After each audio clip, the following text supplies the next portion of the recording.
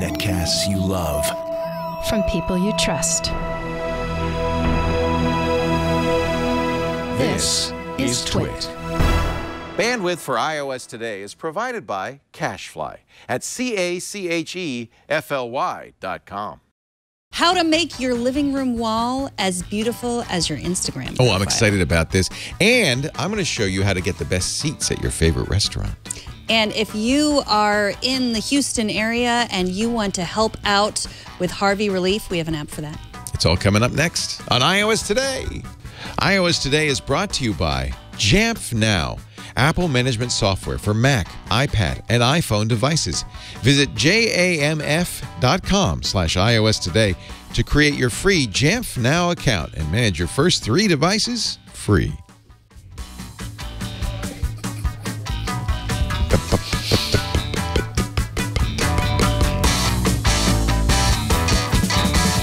iOS Today time. Hello, everybody. Leo Laporte here. Megan Morrone over here. This is the show where we cover all the stuff that's running iOS, even if it might say it's running tvOS or watchOS. We're talking iPhone, iPad, the watch, the television. We keep the eye in it. We keep the I in iOS. And the O in the O. No, it's that time again. So we're going to do photos today. Yes, photos, turning your photos into stuff. Art, books, coffee mugs, shower curtains. You can pretty much make anything. Duvet covers. Actually, I forgot to bring in the Fracture stuff. One of our sponsors does beautiful glass prints from iOS. Oh, Fracture is a sponsor? Yeah. Did you know that? Well, now I do. So I'll get the Fracture stuff and show you, because that stuff blows me away. Do you remember when you used to be watching the Brady Bunch and like they were in Hawaii and it was like there was about to be a snake-bitten person or something and it was like, to be continued. We're going to have to show off some of our stuff that we've created next week, like a Brady Bunch episode. Oh, because it takes a while to get it. Yes. We have some stuff, and then sometimes stuff gets forgotten at home because some people don't remind people to bring it. So no, the only thing I didn't bring is the ZNO album. Okay. So we have a lot of stuff. We do. We have a lot of stuff. And the ZNO is something I've shown on this show before. It's just one more place to get your stuff printed. But I've never done like calendar. I feel like I'm a slacker. I've never done a mug or calendar or a t-shirt or anything. So I've done all the things. One thing I have done is a t-shirt, and I should have brought that in. I forgot. That is another thing. I made a wonderful t-shirt with Lisa on it. I remember. We've seen that. Yeah. So I'll show you how to do it. So you've probably seen, like, if you use Instagram a lot, maybe you've probably seen these ads pop up for you can turn your photos into little tiles, square tiles. There's a bunch of companies doing this now. You were out of town. I showed one of them that I had done. Now, I'm sort of addicted to these, and I'm trying to find the best one. There's mixed tiles, there's photo tiles, there's mesh canvas. And if you take a look at my screen, you can see what I'm creating on my wall. So I've created all of these little squares just for my Instagram photos, and I'm making a giant canvas on the wall. And I've brought a couple of them. So this is your wall? That's my wall. That's my photo wall. That is really neat. So every time you print one of these, you can put them up on the wall. Yeah, and they look really nice on the wall. They're foam core. They're just foam core. So they're light, which is yeah, nice. They're light, and then they stick on the wall. Oh, they have little stickums on the back. So they're let me look at the quality. It's pretty good quality, too. Yeah, the photo. It's not great, but it's good enough for your wall. Right, for looking at it. So these are mixed tiles, and these thick ones are called mixed tiles, and the thin ones are called photo squared. And I think the quality of the photo on the mixed tile is a little better. You can see that. It's beautiful. And how much? Oh, is it two things mixed together? Why do they call it a mixed tile?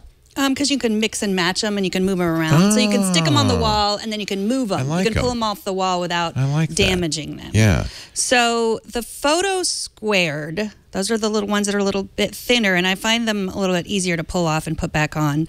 It's 4 for $44, and then after that, they're $9 each. So the first 4 are $11 each. And then after that it gets less expensive. Yeah, you're buying a bulk. But they don't have to be the same picture each time. No. So it's shipping really that probably is costing them. Okay. And then the mixed tiles are 3 for $49. So 3 for $49, $9.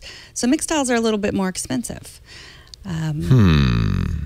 But, and then I just ordered some more from Mesh Canvas. They'll arrive next week. So that's, and I did that. See, they do something different. I did one photo, broken up and into three split it pieces. into a triptych. I like that. That's kind of cool. And those are, I ordered 5 of those for $66. Nice. So you'd have to do the math to figure out exactly. Very nice. And that's from Mesh Canvas from Printage. And they're super easy. I'll just show the app a little bit. Let's see. I love the idea of printing them because so often you have digital photos that are in your computer or your laptop or your iPad and you don't ever look at them. So having them on the wall is great. So it's very, it's an iPhone app, but you can see if I wanted to create, Annabelle just got a snake, a ball python yesterday. So maybe I want to create a picture of her with her snake. And I took a lot of pictures of her with her snake. So, and then I select 2 more squares. I'll select these and then ready to check out. Super easy. Where would you ship? How would you like to pay? And then they arrive very quickly. So if you're thinking of what to put on your wall, I recommend some of these. I think Photo Squared are my favorite right now. Photo Squared. But mixed tiles are fine too. And because they're square, it makes sense to get them from Instagram? Instagram, yeah, right? you can edit them in the app as well to make them square. Right. But you can just get them from or you can take a bunch of square photos with your iPhone. Yeah. It's funny, there are a lot of services that kind of are for Instagram, and I think that's because so many people do Instagram photos, and that's like where your pictures are stored, right? I'm trying to find the one that I've used before for Instagram. Oh, it's called Chatbooks, and that's also an app. Let me just show you real quickly. I'll install it here. And while I'm installing Chatbooks, because I think it was on my another. Well, that's why I don't have it on here. It's an iPhone app. So let me quickly download it and show you. But while I'm doing that, let me show you how I made that great shirt of Lisa. Okay. And it was, there's Chatbooks. But let me show you Yo Shirt. And this is an iPad app that allows you to take any of these things. So canvas bags, I don't know why that's in the women's section, but tank tops, that kind of thing, and add, let me get out of this again. How do I get out of that?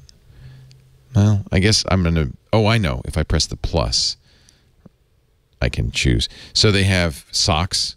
Printing on socks is great. And you can divide the picture up so that when people's feet put their feet together, it makes one picture. I always love it. What are you laughing at? Oh, well, I'm going to show you. I'm going to show you how to do that. Okay. So here's the socks. Now, you can, of course, take existing things, which is kind of fun, like a cactus. And see, you can have how it's split. So it will look like when it's just one sock, it's just half a cactus. You get where I'm going? Yeah.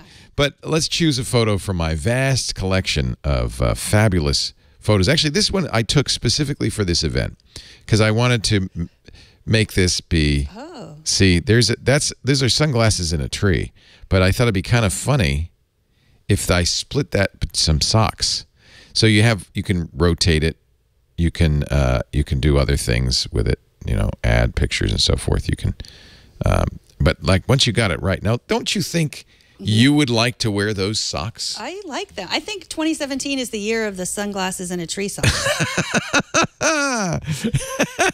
You can do other things. They have color. I mean, this is a design studio that allows you to do more than just photos.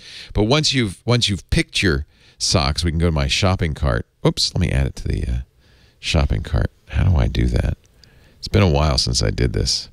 Maybe, we can share it too. I can share it to people. I can post this on Twitter if I really want to promote the tree sock motif. I'll figure that out. Let's see, what else could we do? Should we do another picture? Let's choose another photo and put it on a tank top. I like to take pictures of my wife, but I think I can, in this case, put a little guy using an iPhone. Now, notice you can have it be like that, like just a picture with a white border around it. But what I did with the other print that I did is pick a print that you can blow up and take over the whole thing. It's hard to describe how they print these. It's in the fabric, so you can totally do, well, for want of a better phrase, a full bleed image in this shirt, which is great. I mean, I really like that. So I'll add that to the cart for sure. And I really think you should get that and wear it next week. Should I? Tank top? Okay. To be continued. You buy it. That was $35. That's including the printing. I think that's fair. I really like this. And what I'm really liking, I'm sorry I didn't bring it in, is the quality of the shirts. So a lot of times when you get a shirt with a logo on it, sometimes it's like almost like an iron-on sticker, right? They inkjet printed it, they ironed it on. I don't like that. No. It feels bad when you wear it and washes off over time or cracks. But these, they're actually weaving them into the fabric of the shirt. They're poly. So if you like cotton, you're out of luck. But there's something about it. They're able to weave it into the fabric of the shirt. And I think that really works well. It lasts a long time. I've had the shirt with Lisa on it for almost 2 years now. And it's worn beautifully. And I only wear it like special occasions when I want to surprise her. But it's really great if you wear it, you can like unbutton your shirt and say, look. And so consider that. Or take off your shoes and show your socks. Yeah. You're always in my heart or on my feet. Yeah, I love the sock thing. Have you seen people Lisa does that all the time. She's got lots of socks that when you put your feet together, they make a picture. You could do that. What? Yo shirt, Y-O, and there it is. Free, of course. Yeah. Design and buy your own custom clothing. And it's not just photos, but it's a great way to put photos on clothes or canvas bags. Great for gifts. Well, Shutterfly, of course, pioneered a lot of this, putting photos on all of our stuff. They've been around forever. Yeah. And I didn't really think about them much until Scott Bourne was here, one of my favorite wildlife photographers. And it was on the new Screensavers a few weeks ago. Somebody asked, well, what do you use? He said, Shutterfly. And I was stunned. Mm-hmm. They're aggressive. They get more good. Look at this, 50% off for end of summer. They have lots of deals, and they do anything. Well, yeah, those of us who have, kids who are, 12, 13, 14, that's where all my kids' babies pictures are. Because that's they're all on where Instagram. Isn't that interesting? They're all on Shutterfly. Shutterfly. Because there was no Facebook. There was no Instagram. I was kind of hoping, because I hadn't used Shutterfly in years, when I logged into my account, all my pictures from years gone by would be there, but they weren't. Well, mine are still there. And Shutterfly nice. now has auto backup. So it can automatically back up. It does what great. Google Photos and Amazon Prime Photos do, and it's free storage forever. So I have all these pictures of my cousin and his wife because I made them a photo book. They got married like 5 years ago, I think, and I said, they shared all their pictures with me, and I made them a beautiful photo book, which Isn't that nice? I was there. It was to sign at the wedding, so lots of pictures. And let's see it, because you have. Well, this is a photo book I made in 2009, so I thought I would bring this and show how it holds up. I probably made it in 2010. It's beautiful. I had this goal of. It looks like a yearbook. Yes, I was going to create one every year, and guess how many times I did it? Just 2009. But you have that. 2009. And you know what? You'll always look back on that was the best year. Yeah, good high quality paper. It really looks nice. It was a good year. I can see why Scott likes it, because it really looks nice. And you can write beautiful prints. Text in there. It was my parents' 40th anniversary, so I did that. And look, I made another Shutterfly book of them. It's that for them. Which they have. Yes, which they still have. And, you can do collages. And this is nice. Even though it's just 1 year, it's nice to look back and think, oh, my goodness, my kids were so little so long ago. There's me in a mud mask. And, just all the adventures. And your skin still looks great, by the way. Thank you. 8 years later. Yeah. And look, I wrote a lot of text here and just described what we did. I went on this. Those are all my best friends from high school. And we took all of our little ones. Look how little Huck and Milo are. I know. There they are. Where's Annabella? She wasn't there because Marco was speaking at Sonoma Academy graduation. So. Wait, see how much you remember about 2009 that you wouldn't remember otherwise? Marco is the graduation speaker at Sonoma Academy again this That's year. why he's not in the picture and Annabella's See, but now you know that's why it's great. I think that was a great idea. You should go back in time and do that for every year. I mean, I probably have one started in here. You could do it because you probably have all your pictures. I do. I have all the photos. And I mean, you if I went and looked through my projects, you'd probably see all these unfinished But they projects. do everything. Teacups, you know, calendars. It's a nice gift for the end of the year. As we come close to the end of the year, now would be a good time to maybe think about doing calendars. So that's a great gift for, you know, grandparents, is a calendar with all the kids' pictures in it. Home decor. And Look at people all over that. a certain age still use calendars. So, Fleece blankets. wow. Pillows. I like pillows, yeah. So metal prints. Yeah, I'm a fan of metal prints. I am. Let me show you this. This is what I was talking about, chapbooks. Okay. So this, what you did took a lot of effort. You know, you were doing captions and everything. Chatbooks is really easy because basically, and you could do 6x6 starting at $8. You can do custom, but I want to make it easy. It will automatically take Instagram, Facebook, or your camera roll. So I already have Instagram in here. So what it'll do is it takes all your pictures off Instagram and just downloads them. You can edit it if you want, but what I decided to do, and I did this with some previous ones, is just do a period of time. So this is when we got the kittens, 2014. So I put the date, and it's just all the pictures from that period of time. You can, if you want, caption it and edit it and all that stuff, but it will take the Instagram captions from it. So you don't really have to do a whole lot to make a book. It's easy. It has the date. It has the location. Again, this is all from Instagram. So since you're already doing all that work posting this stuff on Instagram, it's a simple way, literally with 3 clicks, to create an Instagram book, and they're very affordable. They're not expensive at all. So this is called Chatbooks. This is one of many, many companies that do this. But there you go. That's Chatbooks. And I you know, there's 2 kinds of people in the world. People who like spending a lot of time making photo books, and people who just say, I just want some prints. And it's nice that you have the choice. There's different strokes for different folks. Now, if you're willing to spend a little bit more time, and I should mention that these guys are a sponsor. Look at these prints. These are gorgeous. Again, they'll come from, you can take them from Instagram directly. In some cases, we take these from our, you know, we actually upload them and edit them to the website so you can take them from your camera. This is a picture Lisa took of me. So it comes, what's nice, it comes, the way they pack it is great because it is glass, right? So they pack it with a mounting screw and everything. And when it comes out, it's really nice because printing on glass, and then it's got the foam core back and you see a little hook. So that's easy to hang on the wall. And they make all sorts of sizes. This is a little bit larger print that I did for my kids. This is Henry's high school graduation. Oh, isn't that nice? That is nice. Now notice it has a black border. The prints that they make are designed for camera phones. They're 4x3, and so if you print directly from the camera phone like this, it'll come out without a black border. But if you're going to print from something that's 3x2 out of a higher end digital camera, you can go back in, reformat, and make it look great without a border. I don't want to. Those are really nice. Aren't they beautiful? Yeah. So I'm personally of the opinion that if you have something that you really like, printing it on glass or metal is a really good way to go. There's something about it that it pops the picture, don't you think? Yeah. Where was that? That's on the train to Machu Picchu in Peru. So that's that's the Andes. Anyway, that's and I should say they are a sponsor, but I happen to have them here, and I'm really a fan. Fracture, it's fractureme.com.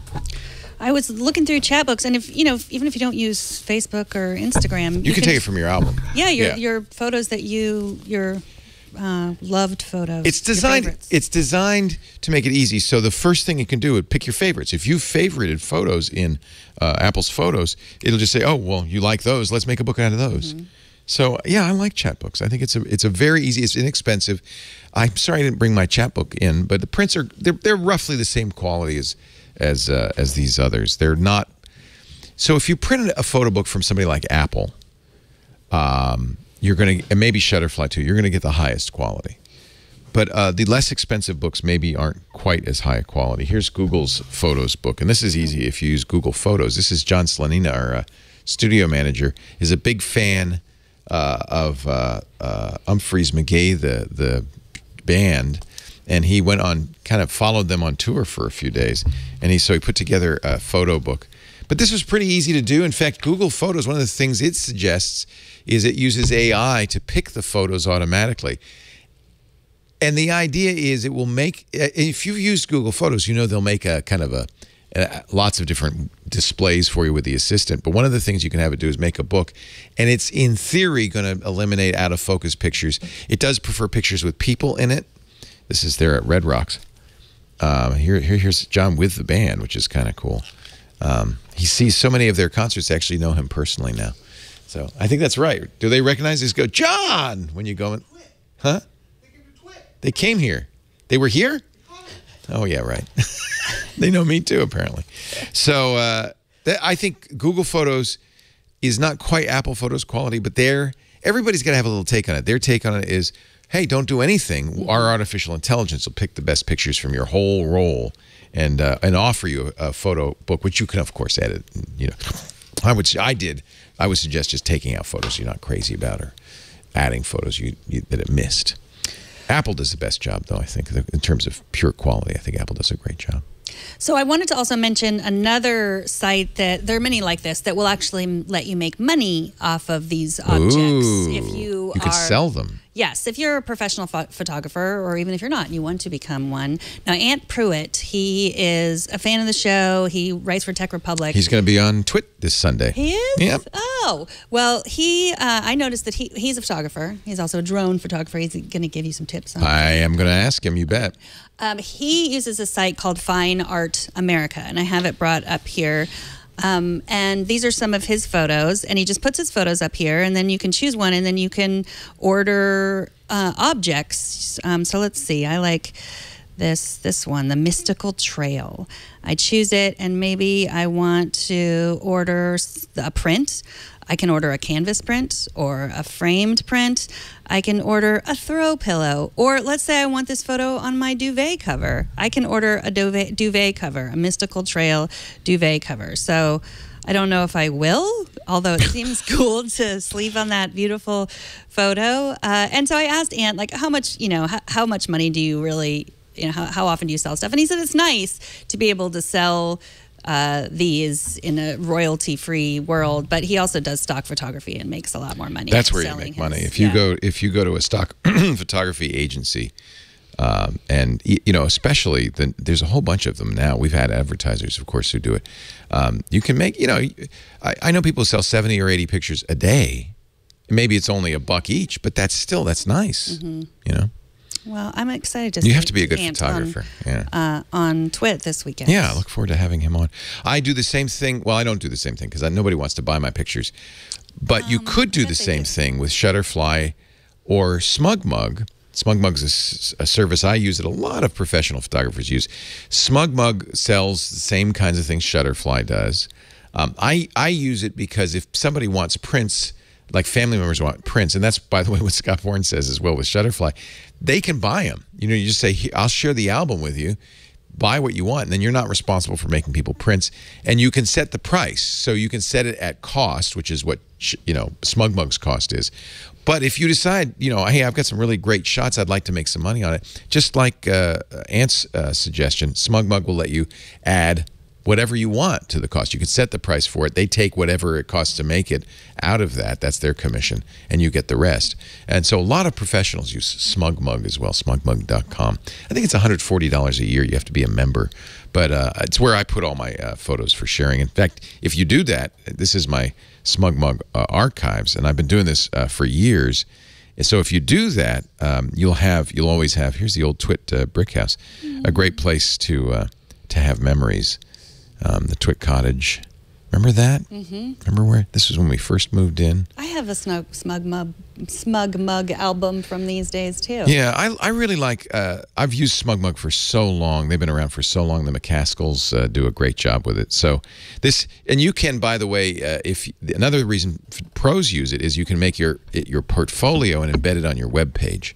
SmugMug makes it possible to change the CSS and everything so it matches your page. For a long time, it was kind of, if you went to the photo sections on my website, you'd actually be going to a SmugMug page. It looked the same, it had the same design, But then you could order stuff, and if you want as a photographer, you can let people download it and stuff too. So I like SmugMug. What was Ant's suggestion? Fine Art America. Fine Art America. I think they're very similar. Yeah. Yeah. All right. Well, do you remember Diddy? Do what? Diddy dum Diddy do? App. I don't remember Diddy. The Diddy app would let you type things in and it would sing a little song to your words. Oh. But now they that's an echo skill? Oh, yes, you can do a Diddy through, yes. But now Diddy will also let you add photos to your Diddy. So this was an excellent gift. Sings your photo album. Yeah, or your words. So if you show my this is screen, interesting. I can, so I'm going to make a new one.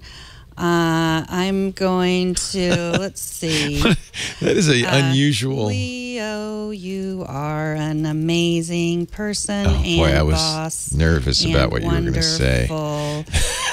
And thank you. Oh, okay. If you Google Leo, you are, and let it autocomplete, it does not come out that way. Okay, so then I hit next. Well, I want to add my photos. It's going to, oh, wait.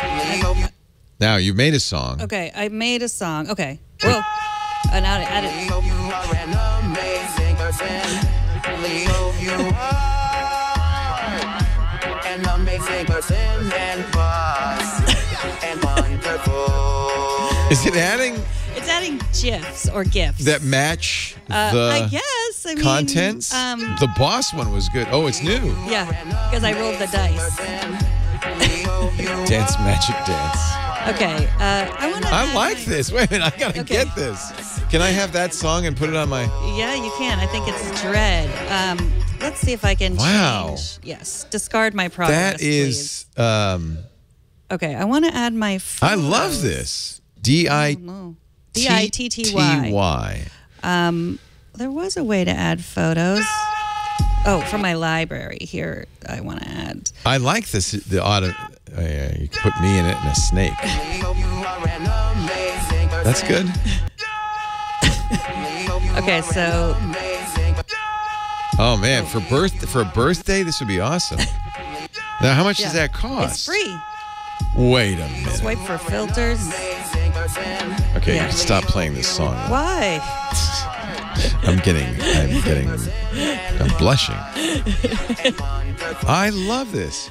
D-I-T-T-Y. D-I-T-T-Y, and you can, by Z-Y-A. Like That's how you, photos. This was the music app of the year, but somehow I missed it. So I'm glad you've. That's and awesome. Then I can prepare it and post They it do on have Twitter. in-app purchases, so I presume. Oh yeah, for the songs. Yeah, you can pay for real songs. Oh. Okay. Cool. Yeah, I want to make 10 more right now. I know. It's so fun. And it's iPad or iPhone. Type all the things at all, anything at all, and Diddy sings it. Seriously. Nice. I wish.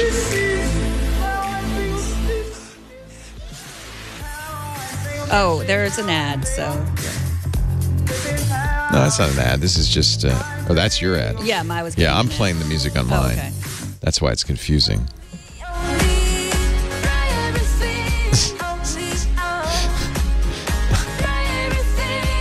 This is Shakira.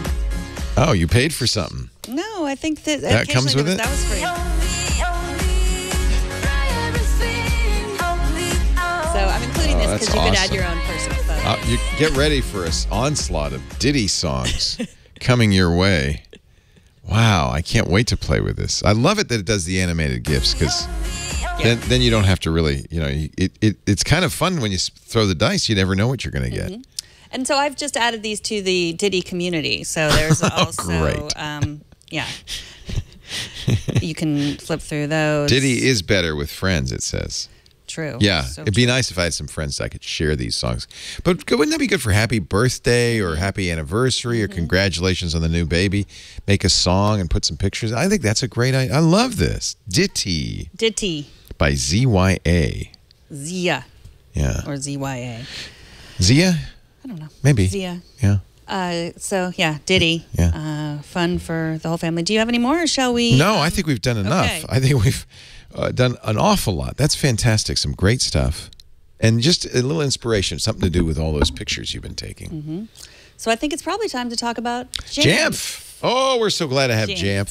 I love Jamp. Jamf. Jamp's now called Jamp now. That's their on-demand mobile device management platform. This is for a business. You know, when we first, we're ready for Jamp. We don't use it yet. I think we probably should. When you first start a business and you're small and, you know, you give your computers Macs or you give them iPhones or you give them iPads, you probably can manage it by yourself. But as the enterprise grows and you get more and more of them, you probably would like these features that Jamp now provides. Mobile device management for Apple devices. For instance, somebody loses their iPad. Jamp now makes it easy to secure it, and a lot more easy to secure it. It makes management tasks like, for instance, deploying Wi-Fi passwords. Do you ever have to go to Russell and say, what's the, I do this all the time. I forgot. What's the password to the Wi-Fi? Now he could just push it out to your iPad. You can secure company data. You can enforce passphrases or passcodes. It's affordable and it's easy to use. If you're struggling facing this issue of how do we control all these iPhones and iPads in our business, Jamp Now is the solution. It allows you to centrally deploy apps too. So if you use a standardized app for your business, you can look at the device details. You can get a 360-degree view of your inventory. You don't need to be an IT expert. Look at it on the screen. It's easy to use. It's easy to set up. It's easy to manage, and it will protect your Apple devices, and you can do it all in minutes. You didn't get this to be an IT person, but on the other hand, those iPads are pretty valuable. You want to keep track of them. Start securing your business today with Jamp Now. You want to know how affordable it is? Well, start at jamf.com, jamf.com/iOS today. You can create a free Jamp Now account, free for your first 3 devices, free. And then if you want to add more devices, it's just $2 per month per device. It's very affordable. You know, we're going to have to start using this. We have a lot of iPads around the business. JAMF, jamf.com/iOS today. Give Jamp Now a try to protect your devices. The first 3 are free. jamf.com/iOS today. We got some email. Email! Jennifer saw our episode last week about Hurricane Harvey. She's in Houston, and she is doing okay. She said she's very grateful. She's out of her house. She's never been more grateful to be able to leave the house and get fresh fruits and vegetables. Yeah, a lot of people, of course, you see all the people in shelters, but there were people, many who were, as your parents... No, Stacey Higginbotham's parents were trapped in their house. A lot of my friends because you couldn't drive your car, so you couldn't leave. Yeah. So Jennifer writes, I'm in Houston, and social media and my iPhone have been invaluable to keep in touch with everyone and get information. I thought I was all tied in, but there were a few things you covered that I hadn't thought of. Also, the crank radios like the one that Leo was demoing can power your phone in the case of a total power outage. That's a very good point. I showed the Eton crank radio that John has in a car, and I neglected to show there's 2 USB ports that you could plug a phone into, so you could keep that going. Yeah, so it would take a lot to give a little juice, but it could be a real it's better than nothing if you're stranded. Yeah. So. ETON makes a lot of these devices. I think C. Crane also offers the crank radios. And, you know, if you're in Florida or the Caribbean, here comes Hurricane Irma. We're always at risk here on the West Coast from earthquakes. Natural disasters happen, and it's a good idea to plan. I think it's a vital idea to plan. I mean, this is just consider this a lesson for the rest of us to get those crank radios and things like that, flashlights and so forth. And I was also, I said last week that Siri was no help. I said Siri is no help in this emergency. That is wrong. Taylor, really? 14-year-old Taylor, she asked Siri to call the Coast Guard and saved her family. So that's been in the news. Wow. And, her mom actually posted on Facebook about that. And yeah, so I think we have a link to that story. Carson, she probably had the Coast Guard in her address book, though. I don't know. Siri, I don't know. Call the Coast Guard. Yeah. She won't call anything that's not in your address book. It's not like, so by the way, that's pretty important. I don't want people to think that, oh, I'll just say, actually, you might be able to call 911. Well, she tried to call 911. Call 911 first. Oh, yeah, it will call 911. You get 3 seconds to cancel it, and I did. So that does work. Okay. So you think she had the Coast Guard in her... what Siri, if I did that, let's try it again. Call the Coast Guard. It gives me some numbers. But she might either had the Coast Guard in her address book, which, by the way, maybe not a bad idea. But she might have said that, and it gave her numbers, and she pressed one of the and numbers. more likely what happened is she did that. Yeah. You always have to, the mainstream press just loves these magic devices, but they often don't really understand how they work. So, but that is a good tip. It will call 911 for you. But remember, if it's calling 911, it'll do that. If it'll do that from your iPad, it's going to do it through your iPhone. The iPad doesn't have calling capability. So you're either doing it on your iPhone, or if you're doing it through the iPad, as I just did, and it was about to call, gave you 3 seconds to cancel. It does it because it's paired through continuity. It's paired with my iPhone. Yeah, she did it on her iPhone. Yeah. And, everyone's saying, call 911 first. Call the Coast Guard. Calling emergency services. Oh, it will do that. But what it did is it didn't call the Coast Guard. It says, I'm going to call emergency services. Interesting. So there are some, okay. That was interesting that the iPad had a different reaction to that. So it's probably not calling the Coast Guard. It's calling emergency services. But nevertheless, which is 911, right? Although, because he did it in a British accent, I'm thinking maybe he was calling the UK. I don't know. Maybe. Well, that's the problem with 911. It's not, It's E911 on a smartphone. Yeah. So here's another tip. If you have a smartphone, register with your phone company your home address, or wherever it is you use a smartphone the most, because that's the address responders will go to. Remember, when you call from a home phone, they can see on the caller ID where that phone is, but a mobile phone could be anywhere. So all carriers do allow you to enter in a default address, but if you're stranded on the road, or you're at work, you're somewhere not in your default address, it's not going to automatically communicate that location information. So that's one of the, and you'll see a lot of warnings about E911. It tends not to call because it doesn't know where you are, it'll call a regional service, as this is what this phone said it was going to do, call regional emergency services. They may not respond as quickly as if you called the fire department down the street, right? So, or call a local 911 center. So if you want to know more, read up on E911, what it can and can't do. And remember that devices like Amazon's Echo can't call 911. So, there are limitations to many of these devices. It's probably worthwhile learning what they can do. Yeah, but my takeaway from this story is that use everything you got in an emergency. Like if you can't reach, call 911 first, and if you can't, try everything, and this 14-year-old did. Yeah. Harry in Iowa has a real dilemma. He needs our help.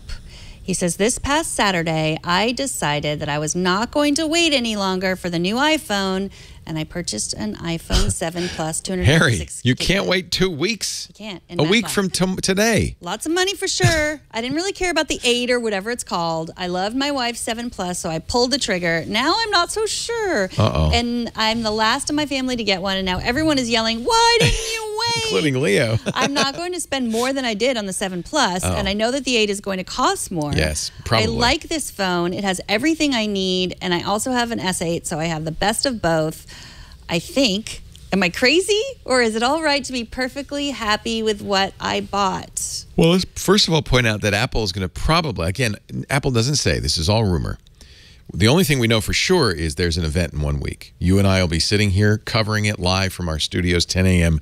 Pacific time next Tuesday. But now everything else I'm going to say is speculation. Actually, no, one more thing. It's going to be at the Steve Jobs Theater in the new Apple campus. Now, let's speculate. 3 new phones, probably, and including an update to the iPhone 7 and the 7 Plus, the one that he just bought. But will the 7S or 7S Plus be a huge update? Probably not. So you're going to... the only reason it might have been worth waiting is because the price would have dropped on the phone that you're buying, because it will now be obsolete. So everybody will pay the full price for a 7S Plus, but you might have been able to get a few $100 off the 7 Plus. But not a big improvement.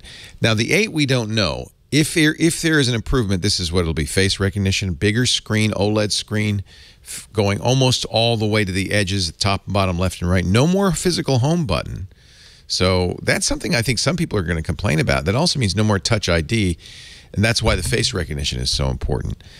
It will also have probably, I'm thinking, improved cameras, and it'll support this new HEIF standard, high efficiency image format standard that will give your photos coming from your iPhone more capabilities, higher quality, more data, on and on and on. Will you feel bad? I don't think so. And you really won't feel bad when you see the price. This is, again, speculation, but $1,000 for the base model, which is probably going to be a 64 gigabyte model. $1,100 for 128 gigabytes, or 256. Actually, I guess the rumors we'd heard are is it 64, 256, and 512? So 100 more for the 256, and then 100 more for the 512. I think you're fine.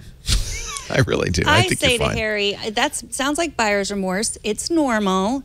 Tell your family to, I don't know, tell your family you are happy with your decision. Well, and I should point out one more thing. Apple's really good about exchanging it. Right. If the new iPhone comes out and you bought it within the last 2 weeks, you can go into Apple and say, well, and they'll give you the new one. Now, they'll also charge you the additional fee. So if you do have buyer's remorse, it's not too late. You could even do it now, I think, probably go into Apple. It depends when he mailed this. But if you buy an iPhone from now on, you can always exchange it for the next version when it comes out. You and your Twit panel, Leo, had an excellent discussion of the price of the iPhone. I recommend everyone, if you haven't watched that yet, download Twit from yesterday or 2 days ago and listen to it. And a lot of good points. You guys brought up a lot of good points about why it was going to be so expensive, how everyone was going to be really upset about how expensive it is, but that they're charging that much for people who don't care about paying that much, and that money's going to go to innovation. It would make sense, again, this is all speculation, if they offer 3 phones, that they're going to offer 2 iPhone 7S's that will be at the same price, just improvements at the same price as the current iPhone 7S's. But I think we all agreed on the panel that there is a group of people, obviously people with more money, more discretionary income, but there's a group of people who would say to Apple, if we could, hey, Apple, spare no expense, put everything you can into this phone. Let's see what you can do if you don't consider price as one of the factors. That would be interesting, wouldn't it? And the comparison, I think it was probably Phil Libin made, former CEO of Evernote, is to Tesla, where when Tesla came out with its first few editions, they were really wildly expensive. They were luxury cars. I mean, they were priced at the high end of the car price. But Elon said at the time, and he always said it was very upfront about this, that's because we're going to use the people who buy this small group of luxury car buyers, to subsidize an affordable version down the road. The money they spend on this car will help us bring these technologies to a more affordable level. And I think Apple could probably make that case. This is the first phone with these technologies, but we'll see these migrate down to lower-end phones. I know a lot of people still have iPhone 6S's because they want the headphone jack. Yeah. And there isn't that much difference between the 6S and the 7 or 7 Plus. I don't think there'll be much difference at all between the 7S and the 7. But this iPhone 8, if that's what it's called, will be very interesting anyway for the technologies in it. We'll buy it because we have to review it. If it were just, if I were just a normal guy, I probably wouldn't buy it because it will be very high priced. And I'm not convinced that the technologies will be so much advanced that they'll be worth it. Apple makes a lot of money on these phones. The profit margin is almost half. So they could charge less if they wanted to. But I mean, I think maybe if you think of it like a tax, like why does everyone feel like they need to upgrade every year? Right. I know a lot of people who upgraded to the 7 and they didn't really know why they did that, especially if they weren't upgrading to the 7 Plus and they didn't even get the new camera. My dad, for example, is like he was on that plan where, you upgrade every year, and he just did it. And, it was one of the tricky plans where it wasn't free to upgrade. Right. He had to pay more every month, and he wasn't happy about it. There wasn't anything new about it. Maybe we don't need to upgrade. I don't so think often. we do. So it's like like I said, Alex Lindsay's using an iPhone 6 because he wants the headphone jack. And he says it's fine. It's not that different. So I think you probably won't have buyer's remorse once you see this new phone. You'll say, well, for that money, is it worth it? Probably not. All right, Steve has a question about next week, too. He says, hi, guys. I've been reading a lot about the new iOS release. Does it happen before the keynote address or after? No one knows, but I can tell you what's happened in the past. Apple will announce on Tuesday, 1 week from today, they will announce whatever new products, and they will say, generally what they say is, you can pre-order those products this Friday, and you'll get the product 10 days or 2 weeks later. And in between the announcement and the pre-order, they will release iOS 11. That's generally what happens. So on Wednesday or Thursday, the new version of iOS should come out. But you know, truthfully, you can try the beta now, and it's. I got another one. Is it 6, 9, or 8? 9. I mean, they when you start to see these beta releases speed up as we have, it tells you that we're very close to the final version. So we're both using iOS 11. I find it rock solid. The only issue, if you wanted to try the public beta, you still can do that. The only issue would be some apps won't work with it. I haven't found any apps that I use that don't. But you should check, because if there's an app you really need, that may not work with it. All the mainstream apps do. And by now, I'd expect almost everything does, because we know it's coming in a week. And sometimes don't they do it during sometimes they say in iOS 11, you can get it right now. Yeah. It's under your seat. My memory may be faulty, but I think the last 2 years, they've released it a day or two after the event. It probably has a lot to do with how close to ready it is, right? Why not release it now? It's such a big upgrade. I wouldn't worry about it on the phone. In fact, I haven't even tried it on the phone yet, and I think that there's things about it that don't make sense on the phone. But if you have an iPad Pro, you should be running iOS 11 now. I think it's ready to go, and it is a huge improvement on the Pro. I love it. Yeah, me too. All right, one last question before we get to our app cap. Burnsy writes, I'm a huge fan of iOS today, and that's how I got to answer his question. I'm just kidding. You don't have to give us praise. I'm wondering if you guys can help me with an issue I have with Apple's photo library. I love using it. However, I hate that it won't let me leave full-res videos on my phone when I'm in optimized storage mode. That's what that means. Are there any third-party apps that would let me manage my videos separately? Downloading the full-res 4K videos is a real pain. So why are you laughing? Because that's what that's what the feature optimized photos means, is take the big full-size videos off and photos off and put smaller versions on. If you don't want that, turn it off. Right, but he just wants it for the video. He wants to optimize photos only. Yes. So what I was going at, I think this would be a common problem. You'd have 4K videos. Yeah, those are even bigger than the photos. I mean, you're going to run out of space. On your, like if you have enough space to have on your 4K videos, why not just, I don't know, maybe it doesn't take very many photos, but that doesn't make sense either. Well, my first thought was you can do that if you have a Pixel. Do you do that with your Pixel? That you can, You're saying get an Android phone? Yeah, I'm saying stop watching this show. Android, All About Android's a great show. Wow. No, keep your iPad, get a Pixel, and then you can upload I think what you're 4K video. That's solution one. What you're probably going to have to do is use something else to store those 4K videos and let Apple optimize, and then just have a copy of them on Dropbox or somewhere else that you can, he says he doesn't want to download them. Yeah, he wants to have them, he wants to be able to stream them. What about something like Backblaze? Is that something that you could use to, Not anymore. They just killed their consumer service. Oh, Backblaze B2? Is that something different? Backblaze only does now a business version of Backblaze. But it's still I think it's still relatively cheap for the business.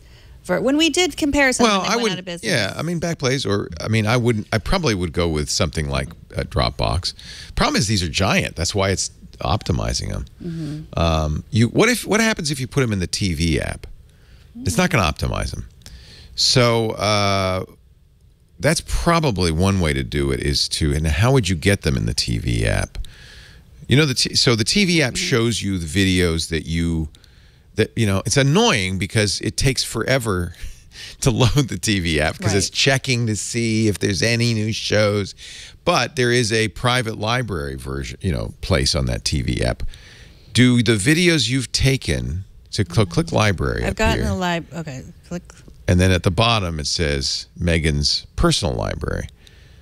No. So you don't have any. Okay, so you don't have any videos. Let me see. So it doesn't take my videos. Let me just see what it has on mine because. So the videos from iPhoto aren't. They aren't in there, right? Oh, see, if you don't, okay, good. So I don't have any videos on here. So what this is going to require, it's kind of a pain, but it's going to be fast, is you connect this to your Mac or PC, to iTunes, and you take the 4K videos that you want to save out of the photo album, you know, by syncing your photo album, but then you sync it using iTunes into your video library, just like a movie, like a commercial movie, and then it will show up. I don't have any, and neither do you.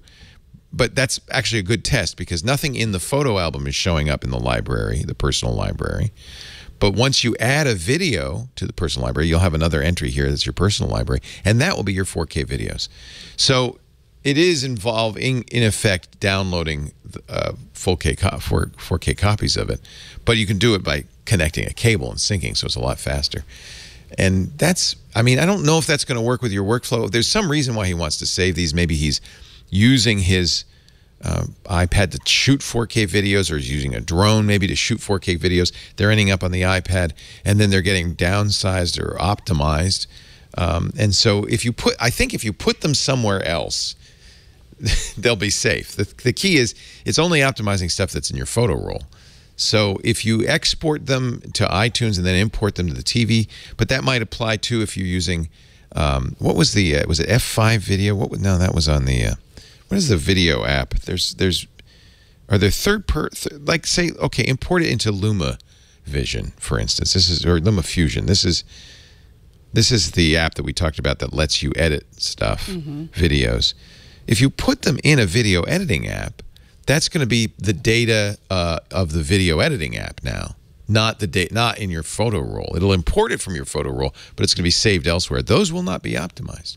So I guess the general answer to this is find an app that you can use your 4K video on. I presume if he's got 4K video and he wants to save it, it's because he's going to edit, open iMovie and import it, and it'll stay there. It won't get down-resed after that. Okay, well, that's a good. I assumed he just had some awesome footage of him, you know, surfing or something, and wanted to show it off to people in all occasions. It's not even a 4K screen, is it? The iPhone? I know the iPhone isn't. The iPad, is the highest res iPad 4K? I don't think so. So the reason it's optimizing it is because you can't see all that detail. I'm just not sure what. There's a reason he wants to do this, and I know. Actually, I'm not mocking you. That's if you have a good reason for saving it, there's some ways to do it. Import it into a video editing or a video viewing program. All right, you ready for some app cap? Is it time to put a funny hat on? Time to put a funny hat. All right, I got my party hat here. I got this. I also have my party in hat. Miami Beach, New Year's Eve, 1979. Yours doesn't really, it's a dinosaur hat. Yeah, or is it a dinosaur or a crocodile? I don't know. Could be. Depends. Did you get it at Miami Beach? I got it. I just picked it up off your wall. We wear funny hats. Why do we wear funny hats? I need to have better posture, and I want to make sure this one doesn't fall off. So also, because it's app cap time. Oh, that's a good reason. We're going to pick our favorite apps of the week. And we wear caps because the app rhymes with cap. And let's go. Mine, if you're in or around Houston or any of the areas around Texas that were affected by Hurricane Harvey, and you want to help, you want boots on the ground kind of help, if you want to offer, there's an app. It's the Fulcrum app. So what they're doing is, this is part of Harvey Relief, which was a group of people that got together on Twitter, a lot of people from the West Coast, like, what can we do? They use mapping software, different technology to try to rescue people. And now, of course, they are in the long relief phase. And this app, what it will do is if you download it, you can help assess the damage. So you download the Fulcrum app, and then what you'll do is you'll take photos of the damage. You're not talking to people. You don't have to interview people. You're just outside of people's houses taking photos. And then if you download the app, there's a little video that will explain what you do and what words you're supposed to use. So there's a little pocket guide will help you describe the damage. So is it minor? Is it major? Is it destroyed?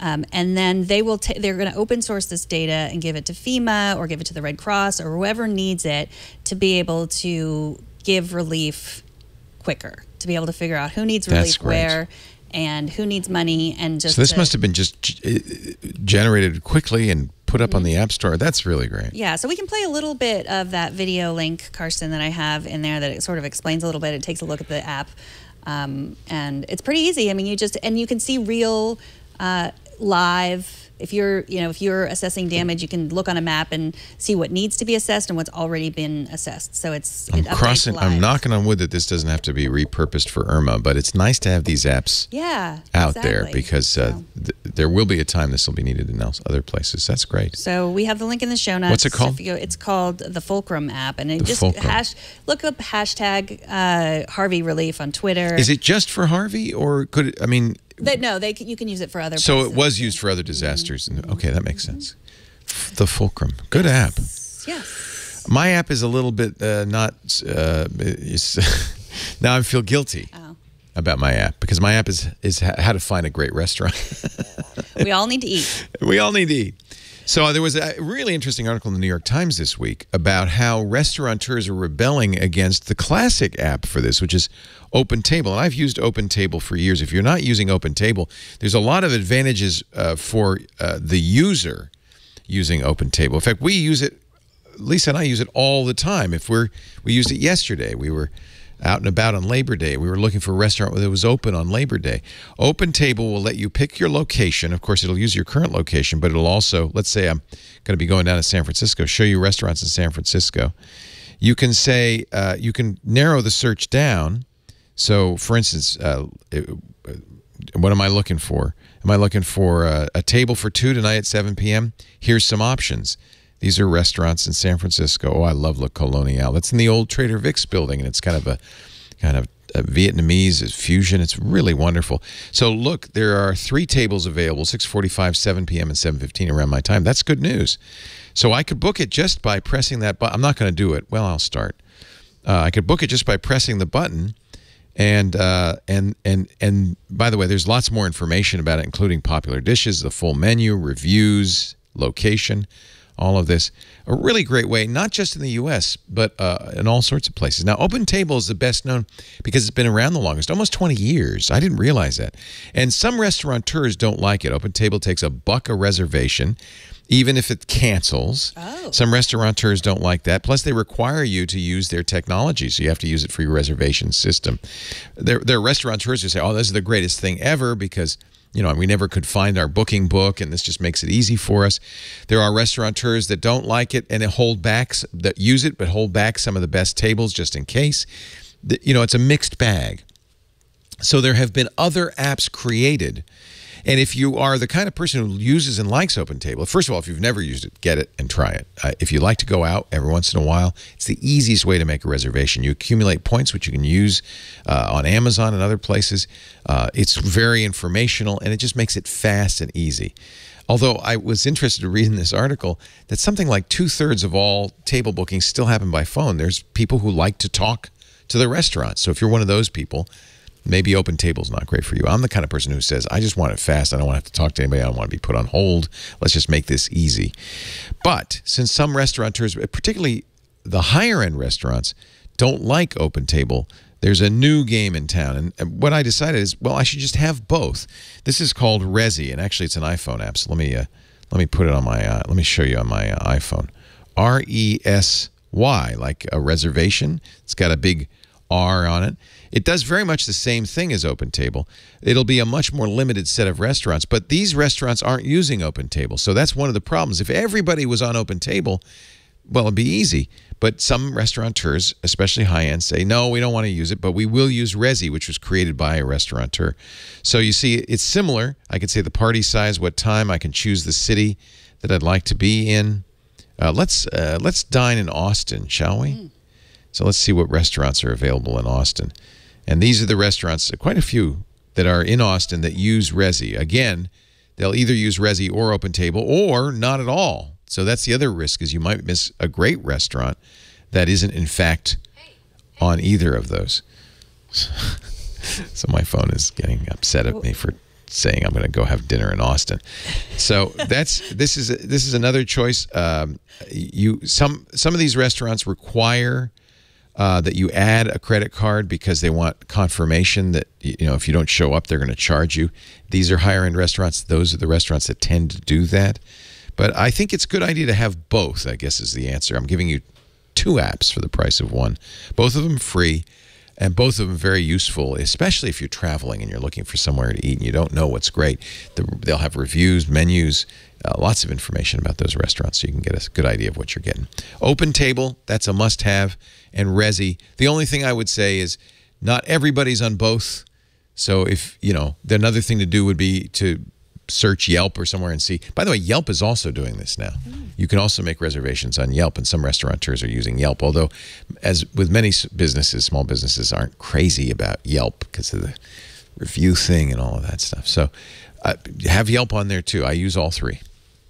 Good advice. Time to eat. Well, we've done it. We've finished the race. And this is the last full episode before the big day. So how are we going to do this? We haven't decided, or have we? I think we said we're going to record on Wednesday next week. Is that what we're going to do? Yeah. Record on Wednesday. I'm glad somebody took notes. Yes. So just so you'll know, the Apple event is next Tuesday, 10 a.m. Pacific. That's 1 p.m. Eastern Time, 1700 UTC. So we will not be here for iOS today. We will be here for that event. We'll start about 9:50 a.m. So roughly a little bit later, but roughly the same time we do iOS today. It'll be you and me and Andy Anako, I think, will be joining us. Sorry? Alex Lindsay. Andy will be. So Andy will come later. So you, me, and Alex Lindsay will watch the event. We'll comment, as we always do. Appy's going to stream it live, and we'll be talking about it. Renee Ritchie will be in the event. We're going to try to get him on the next show, which will come on the air as soon as the Apple event's over, usually around noon, or maybe a little bit earlier. Mac Break Weekly with Andy and Alex and Renee and me. And then we'll continue on with our schedule as normal, Security Now and TNT and all of that. But the following day, because we didn't want to do an iOS Today before the event, that'd be silly. It'd be crazy. That'd be crazy. We'd be talking about stuff that's already happened. So we're going to do it on Wednesday morning, 9 a.m., something like that. Is that right? Like that. Yes. Karsten says A-OK. 9 a.m. Pacific, noon Eastern, and that is 1600 UTC. So join us Wednesday of next week for iOS Today, but still be here Tuesday, because I think this is going to be a very interesting Apple event, the very first from the new Steve Jobs Theater on Apple Park, their brand new campus, the Spaceship Campus. I'm excited. Yeah, I can't wait. All right, so we'll see you next Tuesday, same place, a little bit later. And if you can't watch live, you can watch. We'll have that available later. Oh, yeah. Everything we do is on demand. In fact, if you watch this show live, please be in the chat room at irc.twit.tv. But if you don't, fire up. I'm going to show you how you do it. Fire up an app. In fact, there's a couple of apps. We have a lot of Twit apps. I'm a fan for iOS, for both iPad and iPhone, of MyTwit. We've talked about this before. It is a very easy to use app where you can subscribe, you can watch live. But here's what we say. This is a list of all the shows, and you just find iOS Today on that list. There it is. And you press the Add to My Twit button right here. And now that's going to be a subscription that whenever you fire up your iPad, you will have a copy of iOS Today, audio or video. I also use Pocket Casts. You like Pocket Casts? Let me fire up Pocket Casts, show you how easy it is to do in Pocket Casts. One of the things that's great about Pocket Casts is it has you have an account, and so you can use it on your iPad and your iPhone, and it'll keep both of them up to date. There's a little Discover tab in here. Just search for either Twit, the network, or iOS Today, if you know that's the show you want. Once you find it, I'm sure we're in here. You are, because I have. Well, okay, maybe you do have to do a space.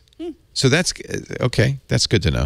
Then you're going to choose the version you want, which is video high, MP3, video low, high quality, low quality, or HD. HD is the highest quality. That's a little confusing, isn't it? But say you want to listen to the podcast, just click the check button, and now it will be one of your regular podcasts, and it'll be downloaded automatically. I guess what I'm saying is find your favorite tool. iTunes is fine too. There's all sorts of podcatchers, and subscribe. That way, whenever it is that you want to listen, you can. Or watch. Or watch. Or both. Actually, you should watch, because then you see our hats. That's it. That's all we got. Thanks for joining us. We'll see you next time on iOS Today. Bye-bye.